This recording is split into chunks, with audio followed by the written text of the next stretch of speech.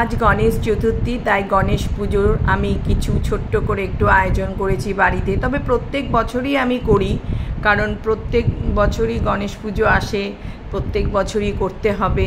আমার ঘরে ছোট্ট একটা গণেশ ঠাকুর আছে, আমি এই গণেশ ঠাকুরকে প্রত্যেক দিনই পুজো করি। তাই আজকে সকালবেলায় উঠেই আগে পুজোরই গোছগাছ করেছি, কারণ প্রত্যেক দিন তো রান্নাবান্না আগে করি, পরে পুজো করি।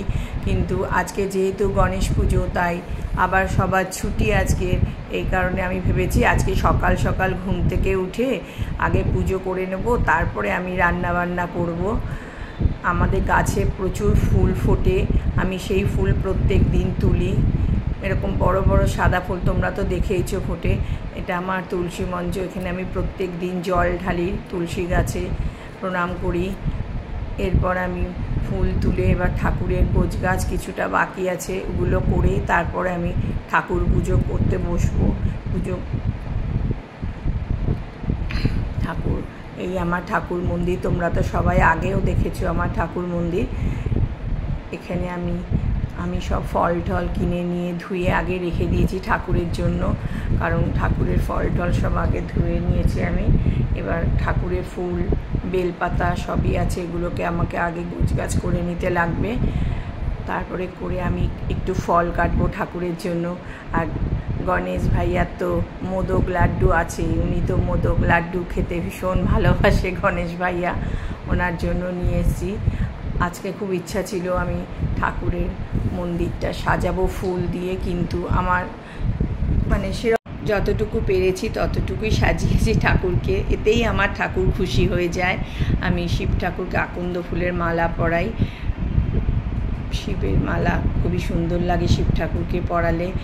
এবার আমাদের গণেশ ভাইয়াকে আমি দুর্ব ফুলের মালা দিয়েছি, কারণ গণেশ ভাইয়াকে দুর্ব ফুলের মালা দিতে হয়, তাই আমি পরিয়েছি দুর্ব ফুলের মালা।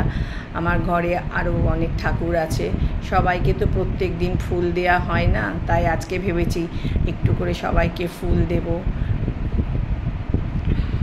আর উপরে গণেশ ভাইয়া, নিচে সংকটমোচন, তার নিচে।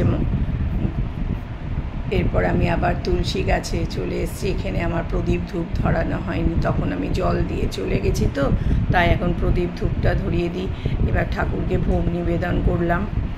আমি এভাবেই পুজো করি, জানি না তোমরা কিভাবে করো, আমি এভাবেই পুজো করি, এতেই আমার ঠাকুর খুশি হয়ে যায়। ঠাকুরের আরতিতে করতে খুবই ভালো লাগে, ঠাকুরের আরতি করলাম আমি, দেখো তোমরা, ভীষণ ভালো লাগে ঠাকুরের আরতি করতে। আজকের গণেশ পুজো খুব মনে পড়ে ছোটোবেলার কথা। আমি যে স্কুলে পড়তাম, ওই স্কুলে সরস্বতী পুজো আর গণেশ পুজো দুটোই হতো, কারণ আমাদের স্কুলে হিন্দি সেকশানও ছিল, তাই গণেশ পুজোও হতো। আমরা খুব ওই দুটো দিনের জন্য খুব ওয়েট করতাম, কবে সরস্বতী পুজো আসবে, কবে গণেশ পুজো আসবে। আমরা সকালবেলায় চলে যেতাম ওখানে স্কুলে, খুব মজা হতো।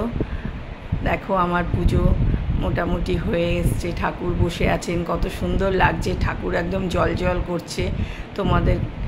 দেখো তোমাদের ঠাকুরও নিশ্চয়ই সময় পুজো হয়ে গেছে। চলো এখন রাখি, বাই বাই।